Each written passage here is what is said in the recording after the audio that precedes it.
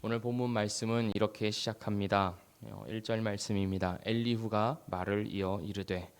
엘리후는 말을 계속해서 이어갑니다. 멈출 줄을 모릅니다. 이만하면 된 것 같은데 엘리후는 아직도 할 말이 남았습니다. 2절에서 엘리후는 나를 잠깐 용납해 달라고 말합니다. 다시 말해서 조금만 더 참고 들어보라는 것입니다. 엘리후 스스로 자신이 말을 많이 하고 있다는 사실을 인식하고 있는 것처럼 보입니다. 2절 마지막에서 엘리후는 이렇게 말합니다. 내가 하나님을 위하여 아직도 할 말이 있음이라. 32장부터 이어져 오고 있는 엘리후의 말들은 새 친구들이 주장했던 인과응보의 논리에서 크게 벗어나지 않았습니다. 욥의 죄악으로 인해 하나님께서 벌하고 계시니 하나님께 돌아오면 하나님이 용서해 주시고 복을 주실 것이라는 지루한 이야기를 계속해서 반복했을 뿐입니다. 그런데 엘리후는 그 지루한 이야기를 지금까지 해왔고 다시 한번 이어가고자 합니다.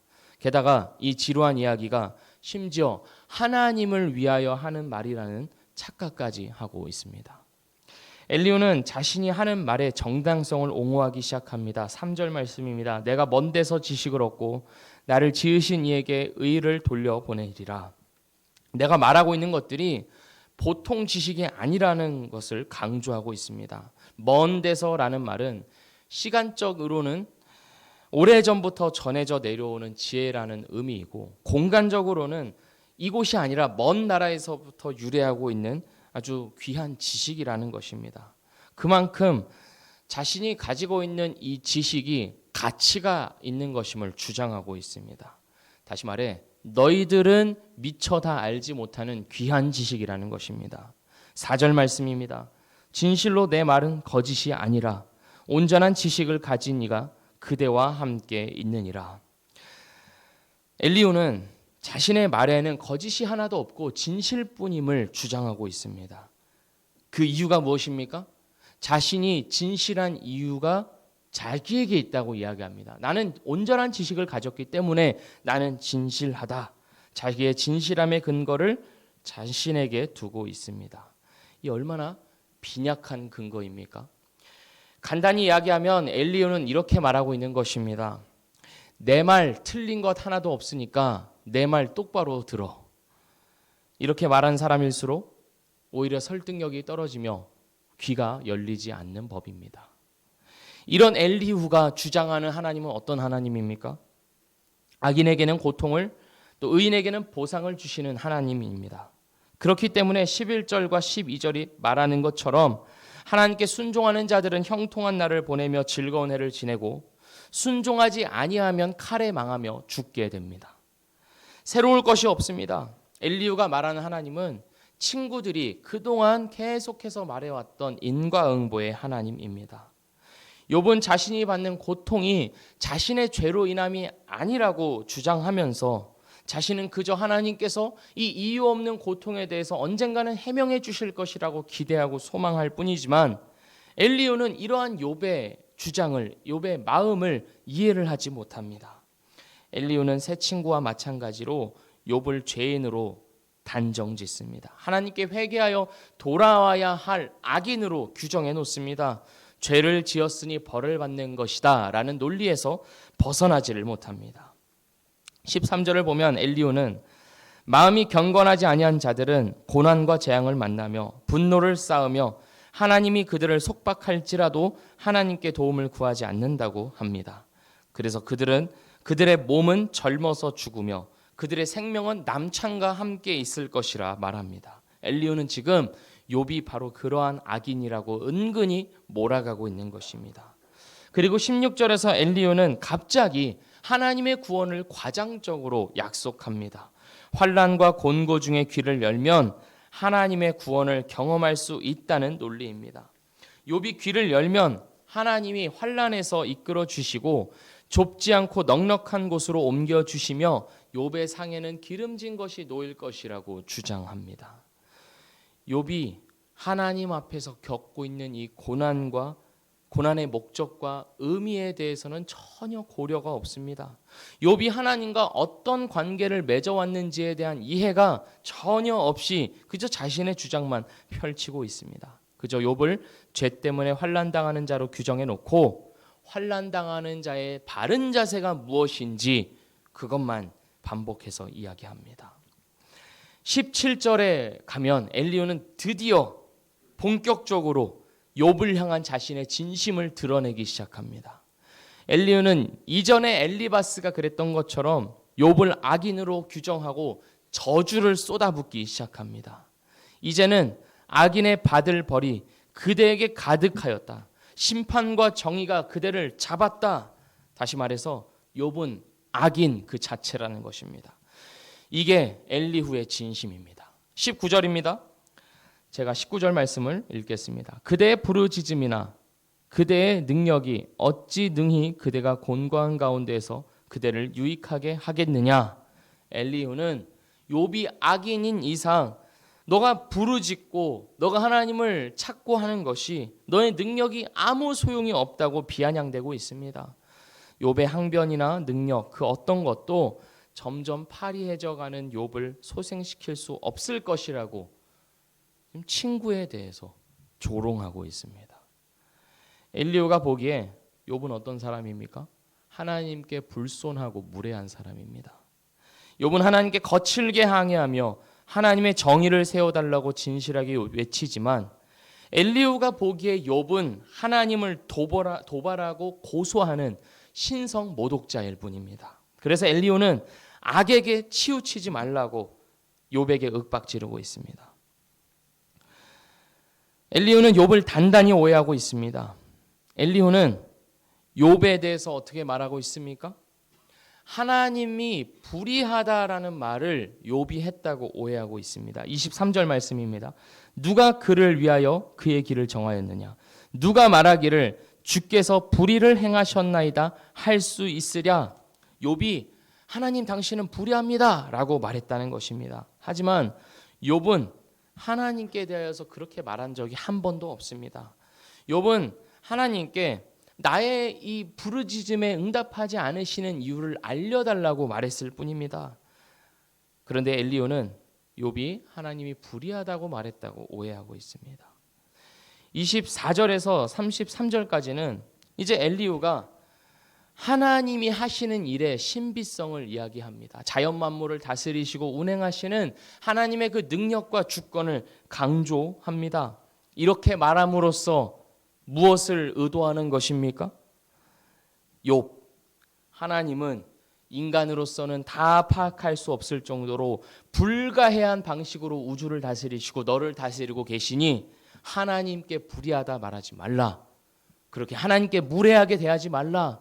하나님 앞에서 너는 아무것도 아니다 라고 말하고 있는 것입니다. 다시 말해 너 하나님이 얼마나 무서운 분인지 몰라? 이렇게 윽박지르고 있는 것입니다. 엘리후는 어떻게든 욥을 뜯어고치고자 합니다. 먼저는 자신이 가진 지식의 온전함을 근거로 하여서 욥이 자신의 말을 들어야 한다고 주장하며 후에는 하나님의 불가해함과 신비로움을 내세우면서 욥이 더 이상 아무 말하지 말고 토달지 말고 하나님께 진심으로 돌아올 것을 주장합니다. 욥은 한 번도 하나님을 떠난 적이 없습니다. 우리가 그것을 계속해서 살펴왔습니다. 이 극심한 고통 중에도 욥은 하나님을 향하고 있습니다. 그런데 미치고 발작 뛰는 것은 하나님을 어떻게든 붙잡으려는 욥의 항변과 외침에 대해서 엘리후는 하나님을 향한 불손과 모독이라고 여긴다는 것입니다. 엘리후는 욥이 악인이고 욥이 받는 고통은 그의 죄악 때문이라는 생각에서 벗어나지 못합니다. 욥을 저주하면서까지 욥의 생각과 행동을 뜯어 고치고자 합니다. 그리고 그 뜯어 고침이 하나님을 위한 일이라고 착각하고 있습니다. 욥기는 이 엘리후의 모습을 지속적으로 아주 집중적으로 보여주면서 우리의 모습을 들추어내고 있습니다. 내 생각과 다르면, 내 경험과 지식에 반하면 악인으로 규정하고 하나님의 이름을 빌어서 정죄하고 교정하려고 하는 이 악한 모습이 사실 우리에게 다 들어있다는 것을 욥기를 통해 보여주는 것입니다. 끊임없이 말을 이어가는 엘리후처럼 우리 역시 한 번 그러고 마는 것이 아니라 계속해서 그 일을 이어가고 있다는 것을 보여주는 것입니다. 내가 옳다, 내가 정답이다, 내가 하나님을 더 잘 안다 하면서 말입니다. 사실 하나님을 모독하고 욕보이는 것은 욥이 아니라 엘리후입니다. 하나님을 자신의 경험 속에 가둬놓고 자신만의 하나님을 남들에게 강요하며 자기 주장에 따라오지 않는 자를 저주하고 공포에 몰아넣으려는 이 모습이야말로 참으로 악한 모습이라는 것입니다. 욥은 친구들을 교정하려고 하지 않았습니다. 친구들이 자신의 주장에 동의하지 않는다고 해서 친구들을 저주하거나 심판하거나 정죄하지 않았습니다. 물론 억울한 마음에 감정이 격해진 적은 있지만 그래도 욥은 자신의 억울함을 호소하는 정도에 그쳤지 친구들을 자기 경험과 지식 안에 가둬놓고 두드려 패지는 않았습니다. 욥은 친구들과의 논쟁에서 이기려고 하지 않았고 그 대신 친구들을 상대하는 대신 하나님을 더 상대하려고 했을 뿐입니다. 자신의 고통과 괴로움, 억울함과 분함을 해결할 이는 친구들과의 논쟁에서 나오는 것이 아니라 하나님을 상대하는 것밖에 없음을 알고 답을 주시지 않는 하나님을 더욱 붙잡았을 뿐입니다. 친구들은 그런 욥이 못마땅한 것입니다. 자신들이 생각하기에 답은 하나님께 어서 돌아가는 것뿐인데 그래야 얼른 해답이 나오는데 그 답으로 가지 않고 하나님의 바짓가랑이를 붙잡고 놓지 않는 그 씨름하는 욥을 못 견뎌하는 것입니다. 제가 한 가지 여쭤보고 싶습니다. 하나님을 찾으면 늘 답이 나옵니까? 이 말은 모호한 말입니다. 물론 하나님에게는 모든 답이 있습니다. 믿어 의심치 않습니다. 그러나 그 답이 우리의 현실의 모든 구체적인 상황 가운데 명확하게 주어지지 않는다는 것을 우리는 경험적으로 알고 있습니다. 그럴 때도 있지만 그렇지 않을 때도 있습니다. 우리가 다 알 수 없는 하나님의 뜻이 있는 것이죠. 그러나 우리가 지난 시간들을 통해서 욥기를 통해서 확인해 온 것은 답을 주시지 않는 하나님을 끝까지 붙잡고 있는 그 자체가 답임을 우리는 지금까지 확인해 왔습니다. 우리는 하나님에 대해서 그리고 우리 인생에 대해서 너무나도 쉽게 빨리빨리 답을 얻으려고 합니다. 하나님에 대한 진지한 고민 없이 나에게 주신 이 삶에 대한 올바른 성찰 없이 그저 옳고 그름으로만 모든 것을 규정해서 쉽게 하나님에 대하여서 답을 내리고 받아들이고자 합니다. 이런 것이죠. 하나님을 잘 믿어서 믿음도 빨리 성장해서 하나님의 일 열심히 하고 어떤 성과를 만들어내야 한다고 생각하는 것입니다. 하나님을 잘 믿는 것으로 자신의 삶을 증명하려고 하는 것입니다. 하나님께서 각 인생 가운데 역사하고 계시는 그 손길을 보지는 못하고 그리고 그런 그들과 함께하고 위로하고 들어주지는 못할 망정 빨리 예수 믿어야 하는데 물론 맞는 말입니다. 빨리 신앙이 자라야 하는데 하면서 내가 답답해서 내가 못 견뎌서 화를 내고 저주하고 공포로 몰아넣는다는 것입니다. 그리고 남에 대해서도 그렇게 생각할 뿐 아니라 나 자신에 대해서도 어떠한 목표치를 기대해 놓고 설정해 놓고 거기에 이르지 못하는 나 자신을 스스로 정죄하고 심판하고 괴로워한다는 것입니다. 남에 대해서도 엘리후가 되기도 하지만 나 자신에 대해서도 엘리후가 되기도 하는 것이 우리의 모습이라는 것입니다.